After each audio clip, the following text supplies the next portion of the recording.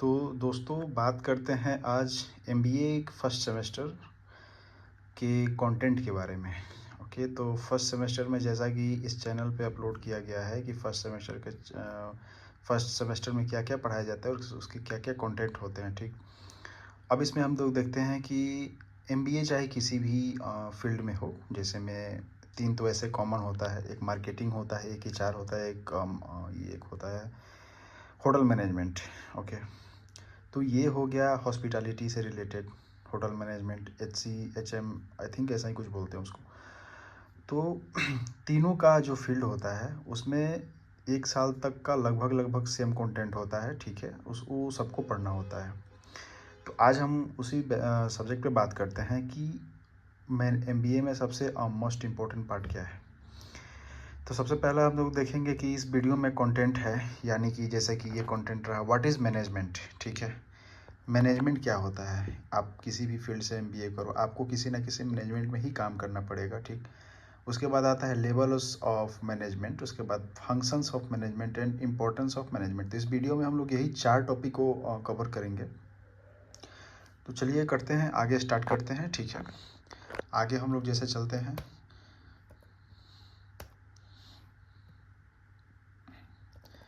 यहाँ पे आता है कि व्हाट इज़ मैनेजमेंट। मैनेजमेंट क्या है, सबसे पहले हम लोग मैनेजमेंट को समझेंगे। ठीक, तो इसमें लिखा है management is the process of planning, organising, leading and controlling resource, okay, including human, financial and physical, to achieve organization's goal effectively and efficiently. It is a fundamental discipline in business and organizational operation. ठीक, यानी कि management एक प्रकार का ऐसा process है जिसमें planning, organising, leading and controlling किया जाता है रिसोर्स को, किसी भी रिसोर्स को। रिसोर्स में जैसे में एक होता है ह्यूमन रिसोर्स, यानी कि एक मैनेजमेंट के में एक ऑर्गेनाइजेशन में जितने भी लोग काम करते हैं या फिर जिस चीज़ की भी ज़रूरत होती हो, या इंसान हो या किसी रॉ मटेरियल हो या फिर कोई भी वस्तु हो, उस सब के सब क्या होते हैं, रिसोर्स होते हैं। ठीक, अब किसी मानव की ज़रूरत है, मैन पावर की जब ज़रूरत है तो उसको हम लोग बोलेंगे ह्यूमन रिसोर्स। पैसों की ज़रूरत है तो हम उसको हम लोग बोलेंगे फिनेंशियल रिसोर्स। ठीक, इस टाइप का रिसोर्स होता है, उसमें सारे यूज जो भी उसमें यूज होते हैं सबके सब रिसोर्स ही होते हैं। ठीक, अब हम लोग इसमें देखते हैं क्यों किया जाता है। तो अचीव ऑर्गेनाइजेशंस गोल, यानी कि मान लीजिए कोई ऑर्गेनाइजेशन, उसमें कोई काम है, कोई अंडरटेकन वर्क है, आपने किसी का काम लिया है कि हाँ मैं करके दूंगा। ठीक है, तो उसको उस गोल को अचीव करने के लिए ये सब होता है, ऑर्गेनाइजिंग, प्लानिंग, लीडिंग वगैरह वगैरह। ठीक, उसके बाद से उसमें ये दिखा, it is a fundamental discipline in business and organisational operation. किसी भी ऑर्गेनाइजेशन या बिजनेस के ऑपरेशन जो होते हैं, स्टेप्स होते हैं, उसके लिए फंडामेंटल है, मतलब ये अनिवार्य है और ये शुरुआत है मैनेजमेंट, किसी भी मैनेजमेंट में काम करने के लिए ये चाहे जो प्रोसेस होता है, planning, organising, leading and controlling, ये बहुत ही इंपॉर्टेंट है। ठीक है, अच्छा अब आगे देखते हैं कि इसके जनक कौन है। मैनेजमेंट, मॉडर्न मैनेजमेंट के जनक कहते हैं इसको, हम लोग बोलते हैं हेनरी फायोल, जो है इसके फादर हैं, फादर्स ऑफ मॉडर्न मैनेजमेंट। ठीक, तो ये हो गया मैनेजमेंट। आगे हम लोग देखते हैं, अच्छा मैनेजमेंट का अलग अलग लोगों ने अलग अलग डिफिनेशन भी दिया है, जैसे कि हो गया कि management is the art of getting things done through and with people in formally organised group. Okay, यानी कि एक फॉर्मली ऑर्गेनाइज्ड ग्रुप होता है, एक ग्रुप को ऑर्गेनाइज किया जाता है फॉर्मली। ठीक, और उसको मैनेजमेंट एक प्रकार का आर्ट है। ठीक, जिसमें कि उस ग्रुप में जितने भी लोग काम करते हैं, एक काम को पूरा करने के लिए करते हैं, उसी को मैनेजमेंट कहते हैं। ये बोला था हैरोल्ड कुंज ने। ठीक, अब आगे देखते हैं कि management is the process of working together to achieve undertaken goals in limited time by efficiency and effort, यानी कि आपके एफर्ट्स के द्वारा, आपकी मेहनत के द्वारा, आपके लगन और परिश्रम के द्वारा, ठीक, और आपके रिसोर्स के द्वारा, आपके पास जो भी रिसोर्स उपलब्ध है उसके उसके द्वारा आप जो काम करते हैं, किसी भी अंडरटेकन गोल्स, यानी कि किसी भी लिए हुए काम को आप लोग पूरा करते हैं एक साथ मिलके। बहुत सारे, एक मैनेजमेंट में बहुत सारे वर्कर काम करते हैं, बहुत सारे एम्प्लॉय काम करते हैं, हर डिवीज़न में अलग अलग उनका काम होता है। मैनेजमेंट छोटा हो या बड़ा हो, फ़र्क नहीं पड़ता, मैनेजमेंट मैनेजमेंट होता है। और किसी भी ऑर्गेनाइजेशन में एक मैनेजमेंट के थ्रू ही सारे चीज़ ऑपरेशन किए जाते हैं, सारे ऑपरेशंस होते हैं। ठीक, तो ये हो गया management is the process of working together, मतलब एक साथ काम करने की कला और किसी भी काम को पूरा करने की कला जो होता है वो मैनेजमेंट होता है। अब आता है नीचे की ये है, अब ये है कि management is the process of working with individuals, यानी कि मैनेजमेंट एक प्रकार का प्रोसेस है जो कि हम लोग किसी इंडिविजुअल के साथ काम करते हैं। मतलब इंडिविजुअल मतलब हो सकता है कोई अनजान हो, कोई अपरिचित हो, एक प्रकार का मतलब एक अलग बॉन्ड होता है, ठीक। इंडिविजुअल कोई भी हो सकता है, individual to complete the task, किसी टास्क को कंप्लीट करने के लिए, एंड गेटिंग थिंग्स डन, यानी कि किसी काम को पूरा करने के लिए एक प्रकार का प्रोसेस है जो कि सारे लोग करते हैं और एक साथ मिलकर करते हैं, ठीक। ये हो गया मैनेजमेंट। अब आते हैं कि लेवल क्या क्या होता है मैनेजमेंट का। तो इसमें साफ साफ है कि there are 3 levels of management in any sector, company और ऑर्गेनाइजेशन, ठीक है। तो अब बात करते हैं कि टॉप लेवल में कौन कौन सा होता है, ठीक।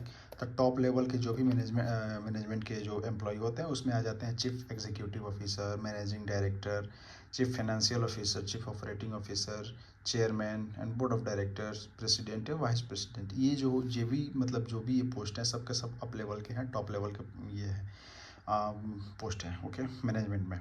उसके बाद इनका काम क्या होता है, इनका काम बस यही होता है कि सेटिंग गोल्स एंड विजन, यानी कि ये रूल बनाएंगे, रेगुलेशन बनाएंगे, गोल बनाएंगे, ठीक। सेटिंग क्या मतलब किसी गोल को पाने के लिए क्या क्या वो कदम उठाए जा सकते हैं उसको ये निर्धारित करेंगे। फिर बात है फॉर्मुलेटिंग पॉलिसीज एंड स्ट्रेटजी, यानी कि कुछ रूल्स गवर्नमेंट के होते हैं और कुछ रूल्स अपने खुद के बनाए होते हैं कंपनी के हिसाब से। कंपनी अपने हिसाब से बनाती है कि कैसे ऑर्गेनाइज करना है एक एम्प्लॉय को जो भी उसके अंडर में काम कर रहा है, उस कंपनी के लिए काम कर रहा है, ठीक।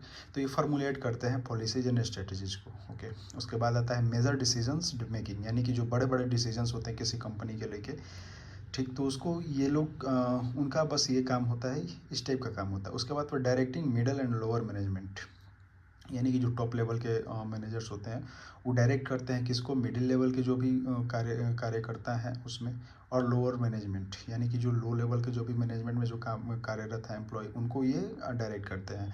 उसके बाद बोलते हैं मेंटेनिंग एंड एक्सटर्नल रिलेशन, यानी कि जो भी होता है ना, कोई मान लीजिए कोई कंपनी है, कोई सेक्टर हो, उसमें मेंटेन करना पड़ता है एक्सटर्नल रिलेशन, यानी कि एक्सटर्नल रिलेशन मतलब किसी बाहरी देश के अगर कोई डेलीगेट्स आ रहे हैं और उनका कोई प्रोजेक्ट पे आपको काम करना है या फिर उनसे कोई प्रोजेक्ट लेना है, तो ये सब मैनेज करते हैं सब कौन, टॉप लेवल के मैनेजमेंट। उसके बाद एलोकेटिंग सोर्स, यानी कि उस कंपनी के लिए फाइनेंशियल सोर्स, ह्यूमन रिसोर्स, ये सब कहाँ कहाँ से होंगे, ये सब के सब एलोकेट करते हैं टॉप लेवल के, कहाँ से क्या लेना है, कहाँ से क्या ऑर्गेनाइज करना है, सब ये सब टोटल टॉप लेवल के मैनेजमेंट ही देखते हैं, मैनेजमेंट के एम्प्लॉय देखते हैं। उसके बाद आते हैं परफॉर्मेंस एवेल्युएशन, यानी कि किसी कंपनी को परफॉर्मेंस क्या है किसी कंपनी के, उसको एवेल्युएट करते हैं, ठीक है। अब आगे देखते हैं कि मिडिल लेवल के मैनेजमेंट में क्या क्या होता है। तो मिडिल लेवल का जो मैनेजमेंट है ये है कि works as a bridge between top and lower level, ये एक बीच का काम करते हैं, यानी कि जो उनसे जो नीचे है उनके लिए और प्लस उनके जो ऊपर है उनके लिए, ये एक ब्रिज का काम करते हैं, ठीक। This level is responsible for implementing the strategy in policy, यानी कि जो टॉप लेवल से पॉलिसी जब बन के आता है, जो रूल रेगुलेशन जो लागू होता है, ये मिडिल लेवल के पास आता है। फिर ये मिडिल लेवल क्या करते हैं, फॉर्मुलेट करते हैं कहाँ, सुपरवाइजिंग लोअर लेवल एम्प्लॉय, यानी कि जो भी नीचे के इनके एम्प्लॉय हैं सब उनको वहाँ तक ये क्या करते हैं, फॉर्मुलेट करते हैं।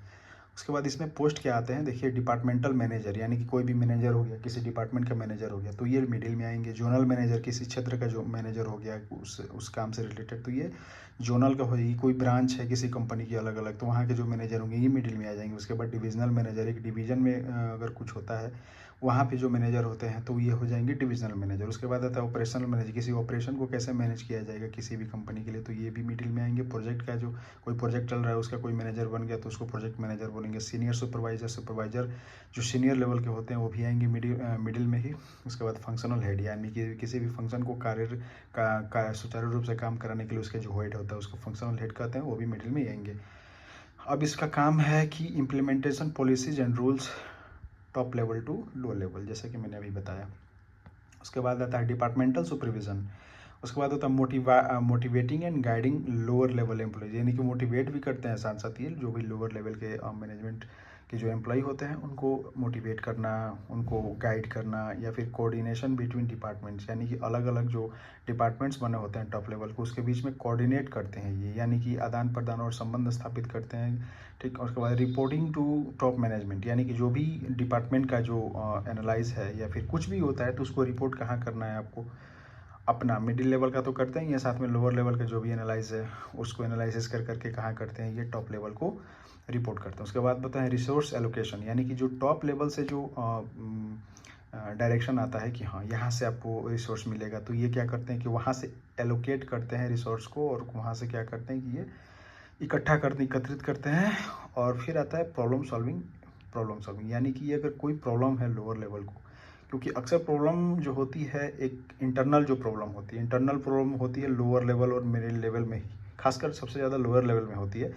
तो लोअर लेवल के जो भी प्रॉब्लम होती है वो कौन सॉल्व करता है, तो मिडिल लेवल के जो मैनेजमेंट के अधिकारी होते हैं वो सब सॉल्व करते हैं। ठीक, तो ये हो गया। आगे देखते हैं एक लोअर लेवल। अब आता है लोअर लेवल।